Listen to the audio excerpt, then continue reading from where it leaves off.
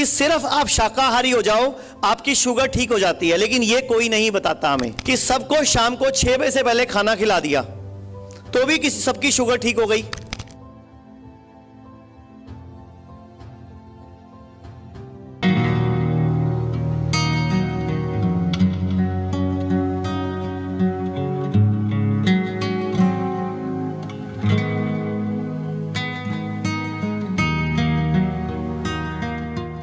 Sugar की, BP की या किडनी फेल की।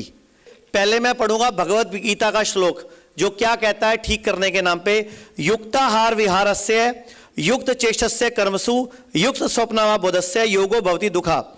भगवत गीता श्लोक 17 चैप्टर 6 क्या कहता है?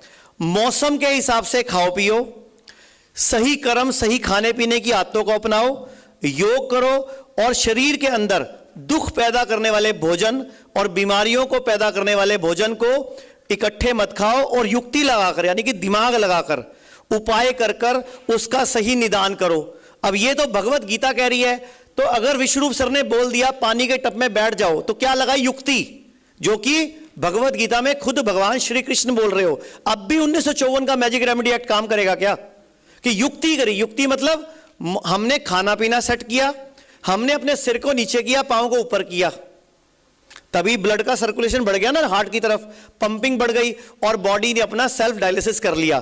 तो ये कर दी मैंने भगवत गीता की बात। अब मैं कर देता हूं रामचरितमानस की बात। अब रामचरितमानस पे भी 1954 का एक्ट लगाओगे। वो क्या कह रही है? कुपथ माग रुज व्याकुल रोगी वैद न देई सुनहु मुई जोगी यही विधि हित तुम्हार में ठयू। ये क्या कहता है? कोई भी रोग, किसी भी तकलीफ से परेशान व्यक्ति को डॉक्टर असली वही माना जाएगा, उसका उपाय करने वाला जो व्यक्ति के हित की बात करे। मतलब वैद्य वही असली है जो पेशेंट के हित की बात करे। ये नहीं कि पेशेंट क्या खाना चाहता है उसको वो खाने को परमिशन दे दे। नो, उसके हित के लिए जो वैद्य उसका भला सोचेगा वो असली वैद्य है। और ये तुलसीदास जी ने उदाहरण देकर भगवान के बारे में बोला कि भगवान भी वक्त आने पर उसी व्यक्ति की मदद करता है जो सच के साथ खड़ा होता है, जो परोपकारी लोगों की मदद करने वाला होता है। तो मुझे लगता है हमारे साथ भगवान हमेशा है, था और रहेगा। और जो दुष्ट लोग हैं, पापी लोग हैं, क्योंकि मैंने महाभारत और रामायण की बात करी, तो दुष्ट और पापी अगर आज की भाषा में कहें तो रावण और दुर्योधन कौन है आप समझिए, उनका नाम आइए में रख देना चाहिए। तो अब उनका नाश करना है, ठीक है। अब मैं एक आपको साइंस की बात बताता हूं। इतने अच्छे अच्छे जर्नल और आर्टिकल छपते हैं लेकिन सामने नहीं आते कि सिर्फ आप शाकाहारी हो जाओ आपकी शुगर ठीक हो जाती है, लेकिन ये कोई नहीं बताता हमें कि सिर्फ आप शाकाहारी बन जाओ, मतलब मांस मछली वैसी चीजें नहीं खाओ, शाकाहार को पहले अपनाओ, या फिर DIP डाइट उसमें प्लेट 1 खा लो तो भी आपकी शुगर ठीक हो जाती है। और एक रिसर्च ये KGMU के फिजियोलॉजी विभाग में 300 पेशेंट पे हुई थी कि सबको शाम को 6 बजे से पहले खाना खिला दिया तो भी किसी सबकी शुगर ठीक हो गई। अब उसको आप कंट्रोल हो गई बोलते हो, हम ठीक हो गई बोलते हैं। बस यही फर्क है मैजिक रेमेडी एक्ट में और हम में और तुम में। प्रॉब्लम यहां है, हमारे देश में प्रॉब्लम क्या है, हम साइंस को समझा नहीं पाते तो लोग हमारा मजाक उड़ा देते हैं। मैं एक साइंस और बता देता हूं आपको, ये मेरे पास श्लोक भी है। जब भी मौसम बदलता है हमारी इम्यूनिटी बढ़ती है। हमें उस वक्त लंघन बताया जाता है, ये कि उस टाइम उपवास करो। ये संस्कृत का श्लोक है चरक संहिता में चैप्टर 8 श्लोक नंबर 31 पेज नंबर 667 कि व्रत करके आप अपनी इम्यूनिटी बढ़ाओ।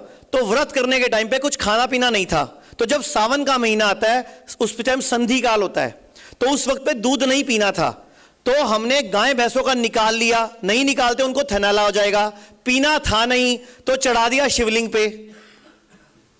पीना था नहीं क्योंकि हमारे को मौसम बदल रहा है, शरीर इम्यूनिटी बढ़ा रहा है, चढ़ा दिया शिवलिंग पे। अब किसी ने भी मजाक बनाया हमारे धर्म का या हमारी संस्कृति का, हमने उसको साइंटिफिक लॉजिक से जवाब नहीं दिया।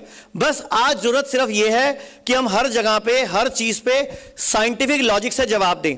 मैं सिर्फ अब आपके सामने दो क्वेश्चंस रखूंगा। मानिक और मानिक की मम्मा आए हुए, एक बार इधर आए प्लीज स्टेज पे।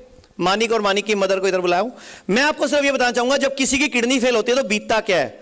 29 साल के दीपक की दोनों किडनियां फेल, 3 लाख रुपए चाहिए, अखबार में खबर छप रही है। शिव किडनी ढूंढ रहा है, किडनी फेल, इलाज को पैसे चाहिए, ये सब खबरें छप रही हैं बड़े बड़े अखबारों में। दोनों किडनी फेल, पैसे चाहिए, दोनों किडनी फेल 2.5 लाख रुपए चाहिए, किडनी ट्रांसप्लांट दोगे अब दवाइयां चाहिए, किडनी ट्रांसप्लांट के लिए कोई अलग कोई व्यक्ति ढूंढ रहा है। अब एक व्यक्ति ने किडनी ट्रांसप्लांट कराई, दोबारा फिर फेल हो गई, अब दोबारा ट्रांसप्लांट कहां से कराएगा? मैंने पिछली प्रेस कॉन्फ्रेंस में बोला था कि पहली किडनी इसको इसकी वाइफ ने दे दी 2013 में, 2017 में वो भी फेल हो गई, अब कहां से वाइफ लाए भैया? अब मुझे बताओ ना क्या करे बेचारा ये, अब फिर डायलिसिस चल रहा है। तो कहानी सिर्फ ये है कि जब जिसके ऊपर बीतती है, चाहे शुगर हो, चाहे बीपी हो, चाहे किडनी की प्रॉब्लम हो, जब जिस पे बीतती है वो व्यक्ति गरीब हो जाता है, घर बिक जाता है, स्कूटर बिक जाता है, ज्वेलरी बिक जाती है। अभी ये मेरे पास इनका बच्चा रवि मानिक को फोन करके बुला लो 1 मिनट। ये मैं आपको सिर्फ एक सोशल इकोनॉमिक इंपैक्ट बताने लगा हूं। ये लेडी हमारे साथ हैं, डॉक्टर विश्वरूप सर भी जानते हैं, हमारा आजादी भी जानते हैं, इनका बेटा है मानिक। मानिक अभी है नहीं, शायद नीचे गया हुआ है। आप सिर्फ बता दो कि क्या हुआ था आपके साथ और आपको क्या कहा गया था। हेलो, मेरा नाम रेनू है, मेरा बेटा 26 साल का है। तो उसको लास्ट ईयर सितंबर में पता चला था हमें कि किडनी की प्रॉब्लम है। तो हम दिल्ली में सारे, जैसे सबको पता है वेदांता सबसे बड़ा है, वहाँ तक डॉक्टर को दिखा के आए। तो उन्होंने कहा कि अभी तो बच्चा आपका यंग है, आप अभी ट्रांसप्लांट करा लो, तो आप उसकी तैयारी करो, आप अपने सारे टेस्ट। हम तो सिर्फ मिलने गए थे एक बार, 3-4 डॉक्टरों से हमने कंसल्ट किया, सब ने यही बोला कि आप तैयारी कर लो, आप अपने मेरे लिए टेस्ट लिख के दे दिए कि आप अपनी किडनी दे देना, और मैक्सिमम मदर की किडनी मिल जाती है क्योंकि इसके पापा को शुगर है। तो उन्होंने सारा अपना एस्टीमेट वगैरह सब बताया। तो फिर हम लोगों को मतलब मेरे को मन में ही नहीं था कि हमने किडनी ट्रांसप्लांट करानी नहीं है, मतलब अंदर से मेरे को फीलिंग थी कि मैंने ये काम नहीं करवाना है। तो हम लोगों ने मेरे छोटे जीजा ही हैं, सर के साथ हैं अटैच, तो हमने उनको बोला कि आप हमें ना, उस टाइम कोरोना चल रहा था और ये आपको लॉकडाउन था। कितना बताया था खर्चा? हमें 10 लाख तो उन्होंने बोला था, और जो टेस्ट वगैरह थे वो 2 लाख अलग से बोला था उन्होंने। आपने कितने हॉस्पिटल में दिखाया? हमने 3-4 हॉस्पिटल में। सबने ट्रांसप्लांट बताया? सबने ट्रांसप्लांट। अब मैं सिर्फ ये पूछना चाहता हूँ कि ये लड़का 26 साल का यंग है, शादी हुई नहीं है, ये व्यक्ति अगर इस उम्र में ट्रांसप्लांट करा ले, एक तो इनके ऊपर खतरा जो किडनी दे रही है, और एक इसके ऊपर खतरा जो किडनी ले रहा है। बेटा तेरे को कितने महीने हो गए कि आपको कोई ट्रांसप्लांट की या डायलिसिस तक की जरूरत नहीं पड़ी? 4 से 5 महीने हो गए मेरे को। क्या तेरे को कोई भी तकलीफ आई? नहीं। हमारे हॉस्पिटल में आप एडमिट हुए, आपको कोई थेरेपी लेने में कोई दिक्कत परेशानी, कोई भूखा मारा हमने आपको? नहीं नहीं नहीं। आप बिल्कुल खुश हो? हाँ, आप खुद माइक पकड़ के बता दो आपकी कितनी प्रॉब्लम सॉल्व हुई हैं। मेरे को सर्वाइकल भी था, वो भी ठीक हो गया था मेरा, और उसके बाद मेरे को साइनस बहुत, मतलब बचपन से साइनस था मेरे को। बचपन से था मेरे को साइनस। तो अब मेरे को साइनस की, जैसे अभी दिल्ली का पोल्यूशन हर किसी को पता है, तो मेरे को हर साल पोल्यूशन के आसपास हो जाता था साइनस का अटैक, कंजेशन वगैरह। तो इस बार वो भी नहीं हुआ मेरे को। हर साल दिवाली पर इसकी एडमिट होने वाली नौबत आती थी, इतना साइनस हो जाता था, लेकिन इस साल हुआ क्या पूछो इससे। तो ये है, अगर हमें करना है ना तो हमें ये यूथ को बचाना था हमें, इसीलिए ये डॉक्टर विश्वरूप सर हम लोगों ने मिलकर ये मुहिम शुरू करी। पेशेंट हमारे पास सैकड़ों हैं, लेकिन मैंने जस्ट एक पेशेंट का एग्जांपल आपके पास रखा। ये पैसा भर सकता था, इसका मतलब नहीं है कि ट्रांसप्लांट करा ले। मैंने जो अखबारें दिखाई वो तो बेचारे पैसे भी नहीं भर सकते थे। सोचो, लोग गरीब हो जाते हैं, घर बिक जाता है। तो हमारी मुहिम सोशल मुहिम है, हम किसी को ठीक नहीं कर रहे, हम समाज को ठीक कर रहे हैं। देखो, मैं आपको सिर्फ रेफरेंसेस बता रहा हूं कि जो कुछ आप सुनते हो, जो कुछ आप कर रहे हो, जैसे सर ने बोला मेरे पास 1 लाख पेशेंट्स का डाटा मौजूद है जिनकी शुगर रिवर्स हो गई।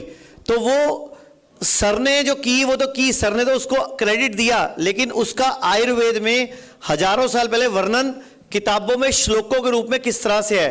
जैसे डॉक्टर निधि बोला नव अन्न, पुराने टाइम पे कभी भी अन्न को, गेहूं को पुराना करके खाया जाता था, यानी कि पहले उसको ड्रमों में भरते थे नीम के पत्तों के साथ, बाद में उसको धोते थे, सुखाते थे और 1 हफ्ते का अनाज खाते थे, 1 हफ्ते का पिसवा के। आजकल क्या होता है, नए गेहूं को ही पीस देते हैं, जबकि वो हमारे को डाइजेस्ट नहीं होता। और बाबे नानक जो सर बताते होते हैं, गुरु ग्रंथ साहब में जो गुरु नानक देव जी ने रोटी भी खाई थी वो गेहूं की नहीं खाई थी, कोदरे की खाई थी, कोदरे की। कोदरा एक मिलेट है जिसमें 9.5% फाइबर है, जबकि गेहूं में सिर्फ 0.2% फाइबर, सॉरी 1.2% फाइबर है, और चावल में 0.2%। तो हम अगर अनाज ही गलत खाएंगे तो बीमार ही पड़ेंगे।